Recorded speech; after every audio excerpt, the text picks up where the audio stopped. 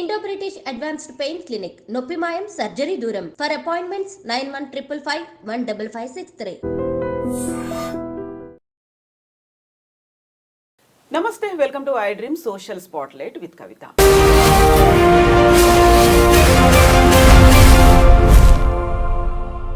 వేములవాడ రాజరాజేశ్వర స్వామి దేవాలయంలో కోడెలు అనేది భక్తులకి ఒక సెంటిమెంట్. కోడెల్ని దూడల్ని దేవాలయం చుట్టూ తిప్పడం అనేది ఒక సంప్రదాయంగా వస్తుంది. అయితే ఇప్పుడు అదే కోడెలకు సంబంధించి ఒక వివాదం చోటు చేసుకుంది. కోడెల్ని బయట వ్యక్తులకు అమ్మేస్తున్నారు. ఆ అమ్మేసినటువంటి కోడెలు ఎక్కడికి వెళ్తున్నాయి అనేది పోలీస్ కేసు కూడా ఫైల్ అయింది.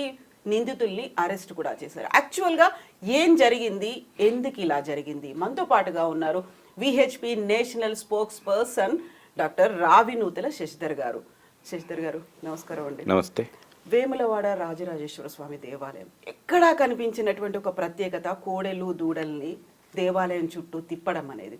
ఏం జరిగింది, ఎందుకని వాటిని బయటి వ్యక్తులకు అమ్మేస్తున్నారు ఇంత అక్రమంగా? మొక్కు తీర్చుకోవడంలో భాగంగా కోడెలు సమర్పిస్తూ ఉంటారు భక్తులు. దురదృష్టం, ఈ రాష్ట్ర ప్రభుత్వంలో మంత్రి సిఫార్సు మేరకు కాంగ్రెస్ నేతలు మళ్ళీ వాటిని కోతకు అమ్ముకున్నారు. వాటిని చంపి మాంసం చేసుకొని తినేటువంటి వ్యక్తులకు అమ్ముకున్నారు. స్వయంగా అక్కడ ఉన్నటువంటి విశ్వ హిందూ పరిషత్ కార్యకర్తలు, బజరంగ దళ కార్యకర్తలు పట్టిస్తే వెలుగులోకి వచ్చినటువంటి అంశం ఇది. గీసుకొండ పోలీస్ స్టేషన్ సిఐ ఇచ్చినటువంటి వివరాల ప్రకారం నిన్ననే ముగ్గురిని రిమాండ్ చేసిండు.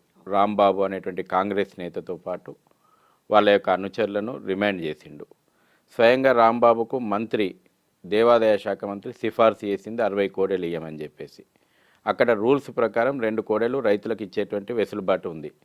ఆ రూల్స్ను అతిక్రమించి ఈ రోజున మంత్రి సిఫార్సు మేరకు ఈవో అక్కడ కోడెలు అప్పచెప్తే ఈ రాంబాబు అనేటువంటి వ్యక్తి, కాంగ్రెస్ పార్టీ నేత, వాటిని కబేలాలకు అమ్ముకున్నాడు. అంటే ఎంత దౌర్భాగ్యం చూడండి. అంటే ఈ రకంగా ఒక భక్తుల యొక్క విశ్వాసాలు గాయపడే విధంగా భక్తులు సమర్పించినటువంటి కోడెలను పరమ పవిత్రంగా దైవ స్వరూపంగా చూసేటువంటి ఆ కోడెలను తీసుకెళ్ళి మళ్ళీ కోతకు అమ్ముకోవడం అనేటువంటిది కాంగ్రెస్ పార్టీ ప్రభుత్వ హయాంలో జరిగినటువంటి చర్య క్షమించాలనేది. వెంటనే మీరు ఎండోమెంట్ మినిస్టర్ రాజీనామా చేయాలా, ఎండోమెంట్ మినిస్టర్ మీద కేసు పెట్టాలి ఫస్ట్, తర్వాత ఈవో మీద కేసు పెట్టాలి. నిబంధనలు అతిక్రమించింది వాళ్ళకు రూల్స్ తెలుసు. రాంబాబు అంటాడు కుట్రపూరితంగా వాటిని అమ్మడానికి తీసుకెళ్ళిండు. వాళ్ళకి సహకరించిన నిందితులు ఎవరు? ఈ రాష్ట్ర ఎండోమెంట్ శాఖ మంత్రి, వేములవాడ ఈవో. వాళ్ళని ఎందుకు వదిలిపెడతా ఉన్నారు? కాబట్టి వెంటనే మేము డిమాండ్ చేస్తున్నాం, ఎండోమెంట్ మంత్రి మీద, ఈవో మీద, దేవాదాయ శాఖ కమిషనర్ మీద కేసులు, క్రిమినల్ కేసులు నమోదు చేయాలా. పూర్తి స్థాయి విచారణ జరగాలి. గతంలో ఎన్ని పోయినాయి? మొన్న వెలుగు చూసినాయి 60. గతంలో గతంలో ఈ ప్రభుత్వం అధికారంలోకి వచ్చిన తర్వాత ఈ విధంగా ఎన్ని అమ్మినరు? ఇంకా ఎన్ని దేవాలయాలల్లో, ఎన్ని గోశాలలలో ఈ రాకెట్ నడుస్తూ ఉంది? పూర్తిగా దీని మీద సమగ్రమైనటువంటి విచారణ జరిపేయాలి. ఎందుకు మినిస్టర్ స్టేట్మెంట్ మళ్ళీ రాజకీయ ఆరోపణలకు దిగుతుంది? నువ్వు లెటర్ రాసింది నిజం కాదా? నీవు ఎండార్స్ చేసినటువంటి లెటర్ నిజం కాదా? ఏ విధంగా నిబంధనలు అతిక్రమించమని నువ్వు చెప్పినావు? ఏ విధంగా ఒక వ్యక్తికి 60 గోవులను అప్పచెప్పమని, కోడెలను అప్పచెప్పమని నువ్వు రాసిచ్చినావు? ఏ విధంగా ఈవో వాటిని రిలీజ్ చేసిండు? కాబట్టి వీళ్ళందరూ కుమ్మక్కైపోయి ఒక రాకెట్ నడుపుతూ ఉన్నారు. పరమ పవిత్రంగా భావించేటువంటి కోడెలు, రాజన్నకు సమర్పించినటువంటి, భక్తులు సమర్పించినటువంటి మొక్కులు. అసలు మీరు అమ్మాలనే ఆలోచన ఎందుకు వచ్చింది? ఇన్ని వేల కోట్ల రూపాయల ఆస్తులు ఉన్నటువంటి ఎండోమెంటు గోశాలను నిర్వహించాల. వేములవాడ యొక్క నిధుల నుంచి వచ్చినటువంటి, వేములవాడ దేవస్థానానికి వచ్చిన ఆదాయం నుంచి గా కోడెలను కూడా మీరు పోషించలేరా? గతంలో మనం చూసినాం, ఇదే కాంగ్రెస్ పార్టీ ప్రభుత్వం వచ్చినప్పుడల్లా ఇటువంటి అక్రమాలు నడుస్తూ ఉంటాయి. గతంలో మేత లేక, ఎండాకాలంలో నీళ్లు లేక చనిపోయినాయి కోడెలు ఇదే వేములవాడ లోపట. ఆ రోజు కూడా దేశవ్యాప్తంగా చర్చ జరిగింది. అంటే వేల కోట్ల రూపాయల ఆస్తులు మీరు దేవాదాయ శాఖ గోశాలలను నిర్వహించాల్సిన బాధ్యత పెట్టుకొని మీరు వాటికి నిధులు ఇవ్వకపోవడం ఒక తప్పు. వాటిని భక్తులు సమర్పించిన వాటిని మళ్ళీ పేరు మార్చి ఏదో ఒక కారణం చూపెట్టి రైతుల పేరు మీదన సహా చేయాలనుకోవడం ఇంకొక పెద్ద పొరపాటు. గోశాలను నడపలేదా ఇవాళ వేములవాడ దేవస్థానము? ఏమి వేములవాడకు వచ్చినటువంటి నిధులతోటి హజ్ కోతోలకు సబ్సిడీలు, జెరూసలం పోతులకు సబ్సిడీలు ఇస్తారు, కానీ మా భక్తులు సమర్పించినటువంటి కోడెలకి ఇంత మేత పెట్టేటువంటి నిధులు లేవా దేవాదాయ శాఖ దగ్గర? ఇది ఈ రోజున ప్రభుత్వాన్ని మేము అడుగుతున్నాం, సమాధానం చెప్పాలి ప్రభుత్వము. రాష్ట్ర ముఖ్యమంత్రి ఎందుకు స్పందిస్తలేడు? వీళ్ళు ఫోటోలకు ఫోజులు ఇస్తారు, మేము గోవును పెట్టుకొని గృహప్రవేశం చేసినాము, సచివాలయం పోతే గోవును పెట్టుకొని పోయినాము, లేకపోతే వాళ్ళ యొక్క క్యాంప్ ఆఫీసులలో గోవులకు పూజలు చేస్తున్నామని. చాలా అంటే ఆ పార్టీ సింబలే మార్చుకుందనుకోండి, హిందూ వ్యతిరేక ఎజెండాతోటి లేగదూడే ఆవు సింబల్ ఉన్నటువంటి దాన్ని తీసుకొచ్చి భస్మాసు రాస్తాని మన నెత్తి మీద రుద్దింది.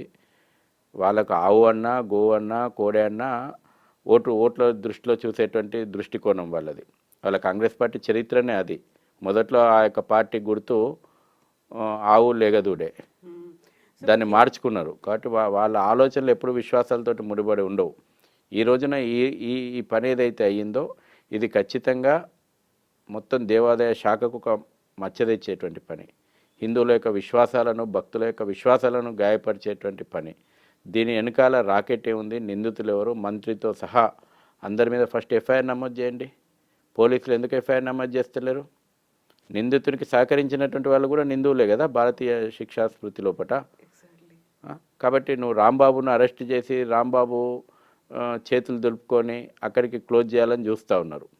మేము ఈరోజు డిమాండ్ చేస్తూ ఉన్నాను, ఫస్ట్ ఎఫ్ఐఆర్ లోపల మంత్రిని, ఈవోను, దేవాదాయ శాఖ కమిషనర్ను చేర్చండి, సమగ్రమైనటువంటి విచారణ జరిపించండి.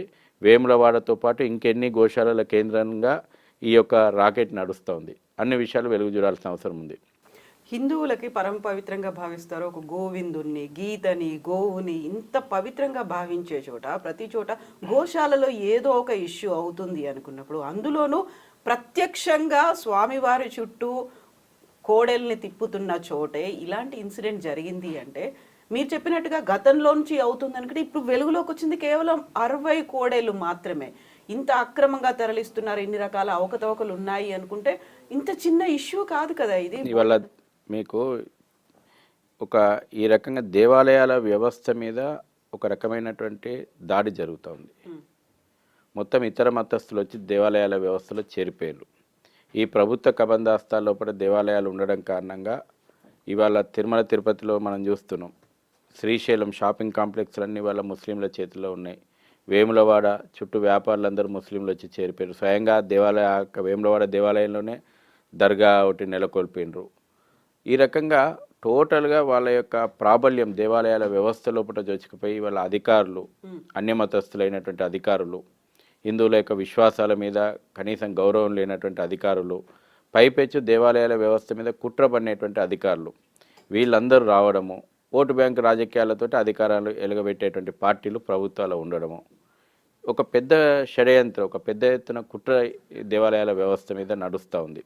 అందులో భాగంగానే ఇది జరిగింది. ఇది ఏమి కాకతాళీయంగా జరిగింది కాదు, ఒక కుట్రపూరితంగా జరిగింది ఇది. సో ఇప్పుడు 60 గోవులను అయితే తరలించారు. కేవలం 3 గోవులకి సంబంధించినటువంటి లెక్కలేవో చెప్తున్నారు. మిగతావన్నీ ఏమయ్యాయి అనేది 40ని మళ్ళీ మేము తిరిగి అప్పగించేసాము అనుకున్నప్పుడు లెక్కల్లోకి రానివి కూడా కనిపిస్తున్నాయి కదా, ఏమై ఉంటాయి? ఫస్ట్ వాడు ఏం చేస్తున్నాడు? ఆ ఈవో ఎక్కడ పోయిండు, ఎక్కడ ముఖం చాటేస్తున్నాడు? మంత్రి ఎందుకు ముఖం చాటేస్తుంది? దీనికి తలగబడి ఒక మంత్రి ఉన్నది కదా ఈ విభాగానికి, దేవుని ఉండి లెక్క పెట్టుకొని పోవడానికి, దేవుని ఆస్తులు కాజేయడానికి, దేవుని భూములు అన్యాక్రాంతం చేయడానికి, దేవాలయాల వ్యవస్థను నిర్వీర్యం చేయడానికే ఉన్నదా ఈ విభాగం, దేవాదాయ ధర్మాదాయ శాఖ అన్నట్టు అనిపిస్తుంది. ఈ రాష్ట్రంలో మీరు చూడండి, యాంటీ కరప్షన్ బ్యూరో దాడుల లోపల పట్టుబడ్డటువంటి అత్యధికమైనటువంటి ఎంప్లాయీస్ ఎవరైనా ఉన్నారంటే రెవెన్యూ, ఎండోమెంటు, వీళ్ళే. ఇన్ని రకాలైనటువంటి అవినీతికి, అక్రమాలకు కేర్ ఆఫ్ అడ్రస్గా వాళ్ళ ఎండోమెంట్ డిపార్ట్మెంట్ ఉంది. అందుకే మేము మొదటి నుంచి కూడా ఈ డిపార్ట్మెంట్ను రద్దు చేయాలా. ఫ్రీ హిందూ టెంపుల్స్ అందుకే ఈ హిందూ వ్యతిరేకుల చేతుల్లోపట, ఈ ధర్మ వ్యతిరేక చేతుల్లోపట, ఈ దేశ వ్యతిరేక చేతుల్లోపట ఇవాళ దేవాలయాల వ్యవస్థను మనం పెట్టినాం. హిందూ సమాజం ఆ దిశగా ఉద్యమించాల. ఆ కోడెల యొక్క కోత ఆక్రందనలను మనం సమర్పించినటువంటి ఆ కోడెల యొక్క కోత ఆక్రందనలో ఒకసారి హిందూ సమాజం నిద్ర లేవాలి. అవును, నిజంగానే మన దేవుడికి భక్తితో సమర్పించినటువంటి కోడలు ఎక్కడికి వెళ్ళాయి, వాటిని కబేళాకి తరలిస్తే వాటిని కోసుకొని తిని ఉంటారు అన్న ఆలోచనే ఒక రకంగా. తప్పకుండా ఆ ఫలితం మీరు అనుభవిస్తారు. Thank you so much Shashidhar garu. Thank you.